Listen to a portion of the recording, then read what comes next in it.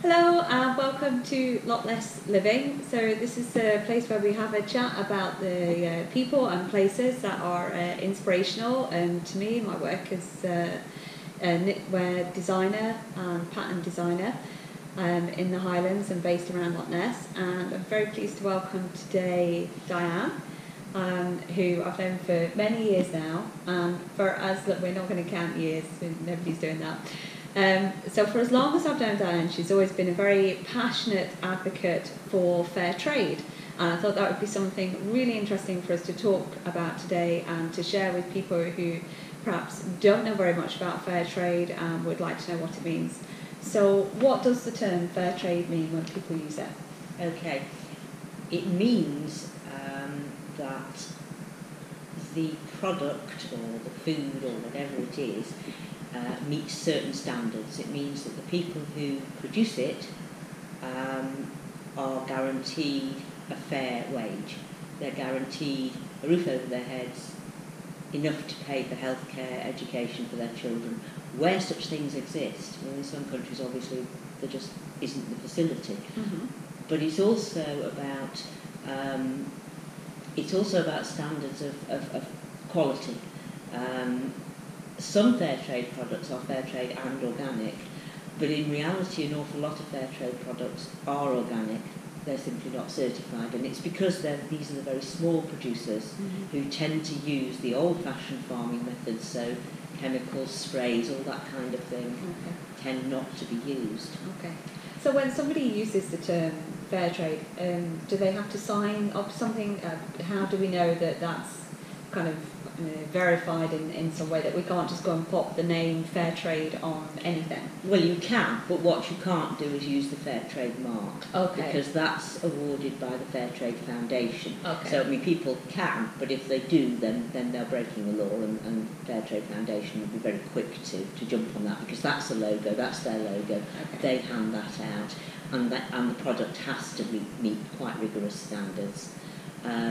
Companies, for instance, like Tradecraft, which is probably one of the better known fair trade companies, everything they sell is fairly traded, and there's several parts to Tradecraft. They sell and they import, but they also have an educational and support side. So they have the sales charity, and then they have the support and educational charity. They're quite separate, they have to be. Where they help very poor, often illiterate peasant farmers or producers to meet the standards that are required. And what got you interested in and passionate about fair trade? Was there something that sparked your interest? Yes, I mean, I suppose it grew rather than was an actual incident. I mean, Ian has always been involved with Tradecraft as a shareholder. But I'm also the generation that remembers Nestle and the formula milk scandal, where they were promoting formula milk in very poor countries, which had quite disastrous consequences. And I started to explore, and the more you read and the more you find out, I found the more I was appalled at what actually goes on behind the scenes with things that we take for granted. The biggie is chocolate, actually. Oh, okay. Chocolate is appalling. So what might we not know about chocolate production when we see it in a supermarket or in a shop? Okay, chocolates, this has been going on for years and years and years. If chocolate does not have a fair trade mark on it, then you can be almost 100% certain that chocolate will have child slavery somewhere in its production line. And we are talking about child slavery here, not just young children helping out on family farms. Right. We're talking about children who are sold, trafficked into slavery by very unscrupulous people who tell families that the child will be taught to trade. These children are then taken into other countries. The parents don't know where they are, and they are literally held in captivity and forced to work 12 to 14 hour days in very dangerous conditions. And some of the reports that you will read or you can read online are absolutely appalling.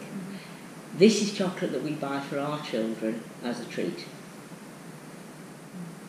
No, it doesn't work for me. But the reality is, you're looking at children as young as 7 or 8 years old, being forced to harvest the cocoa pods with machetes. 7-year-old with a machete, that doesn't sit well with me. And then literally haul the sacks of cocoa pods to the production factories, literally like because for the little that I do know about cocoa production, it is a very labour intensive process. Very labour intensive. But if you're looking at children between the ages of 7 and 14 dragging sacks of cocoa pods through the forest with chains, and children have been found with marks on their legs and their arms and cuts from the machetes. And they're working basically dawn till dusk, and at night they are locked in sheds. That is not, to me, chocolate is not an essential thing. I know a lot of us feel it is, we must have chocolate. But you don't need chocolate to stay alive.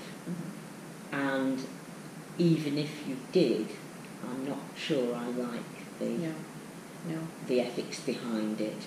It's part of the reason why I thought Fairtrade would be a really interesting thing to find out more about is because it's part of a bigger picture that I think really connects to what I hold, which is like the craft and design movement, and about empowering people to know where things come from, how things are made, the effort that goes into things, and it's not about putting down or denigrating kind of mass production. It's about getting people in touch with the things that they're, especially things that are seen as luxurious or a treat, and trying to kind of educate and say this is really what makes it a treat, skill going into it, time, people's creativity, these kind of things, give it value. Yes, I think you're right. And obviously one of the things I've heard many times over the years from people is, well, I can't afford that. And there's no doubt that quality products can cost more. But mass production itself doesn't have to be unethical. It's very interesting actually, if you're talking about materials, if you're talking about cotton and wool and fabric, obviously we're all aware of the kind of sweatshops and that dreadful incident where people were crushed and killed because the building collapsed. There is a lot of that around, but it's not necessarily always the cheap products that are unethical. That's true. There's recently been an article within the last couple of months which actually, the Ethical Consumer, you've come across the Ethical Consumer? Okay, that's a magazine that you can get on subscription, and it's a bit like a witch magazine. So it will take various topics and it will list companies from the most ethical to the least ethical, and they have a very varied criteria. I think there's about 15, and it's things like human rights, care for the environment, fair trade, organic. There's a whole list of things that they are marked on. And basically the higher, well, they lose marks actually, the higher the score, the more ethical they are. So they start with 15 points and then they lose points for all of these criteria that they don't meet. And you can almost guarantee who will be at the bottom every single time. There's a little group of companies that are at the bottom with 0 or 0.5 or 1 point. The very top ones tend to be small, local, family-owned businesses, which you have to weigh up against. If you've got a company in Cornwall that's the most ethical, but you live in the Highlands of Scotland, you have to look at the carbon footprint about moving it from one place to another.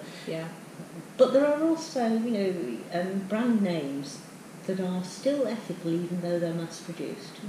And there is, historically speaking, there is precedent for that. Some of these kind of big companies were set up by families, and the leaders were very philanthropic. If you look at the origins for, I'm thinking the Roundtree, and they have the Roundtree Foundation, that continued to research about poverty in society. Yeah. That's what one company I'm thinking of. But there's many examples like that. What you have to look at these days, though, is who owns who. Yes, obviously that times have changed and moved on, but I think it's about saying that just because something is big doesn't mean that the potential is not there. You're absolutely right.